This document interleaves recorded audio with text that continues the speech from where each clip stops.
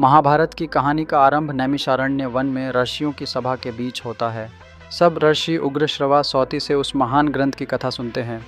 यह कथा महर्षि व्यास द्वारा रची गई थी, जिसे वैशंपायन ने राजा जन्मेजय को सुनाया था।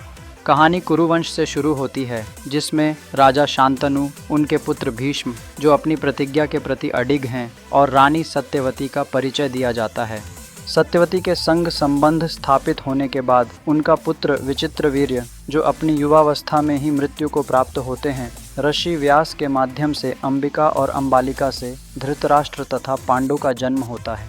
धृतराष्ट्र, जो जन्मांध हैं, के कारण पांडु का राजगद्दी पर दावा होता है, लेकिन एक श्राप के कारण पांडु वन में चले जाते हैं।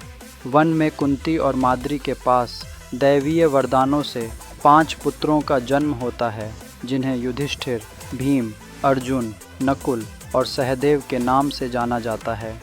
ये 5 पांडव कहलाते हैं। इसके विपरीत धृतराष्ट्र और उनकी पत्नी गांधारी के साकाम 100 पुत्र होते हैं, जिनमें दुर्योधन सबसे प्रमुख है। पांडवों और कौरवों का बचपन एक साथ गुजरता है, जहां उनका शिक्षा व कृपाचार्य और द्रोणाचार्य के परिक्रमा से होती है। पांडवों के कौशल को देखकर दुर्योधन और उसके भाइयों में ईर्ष्या की भावना बढ़ती है। एक चुनौतीपूर्ण लाक्षागृह की घटना होती है, जहां पांडवों को जलाने का प्रयास किया जाता है, लेकिन विदुर की सहायता से वे एक गुप्त सुरंग के द्वारा बच निकलते हैं। पांडव वेश बदलकर वन में रहते हैं, जहां भीम, हिडिंब और बकासुर जैसे राक्षसों का वध करते हैं। वे द्रौपदी के स्वयंवर में जाते हैं, जहां अर्जुन ब्राह्मण का वेश धारण कर द्रौपदी को जीत लेते हैं। माता कुंती के अनजाने आदेश पर द्रौपदी पांडवों की पत्नी बन जाती हैं। जब कौरवों को पांडवों के जीवित होने का पता लगता है, तब हस्तिनापुर का राज्य विभाजित होता है।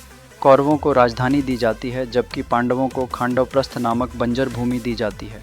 भगवान श्री कृष्ण की सहायता से पांडव खांडवप्रस्थ को इंद्रप्रस्थ में परिवर्तित करते हैं, जहां वे शासन करने लगते हैं। इस पूरे घटनाक्रम की नींव लड़ाई और संघर्षों के लिए रखी जाती है।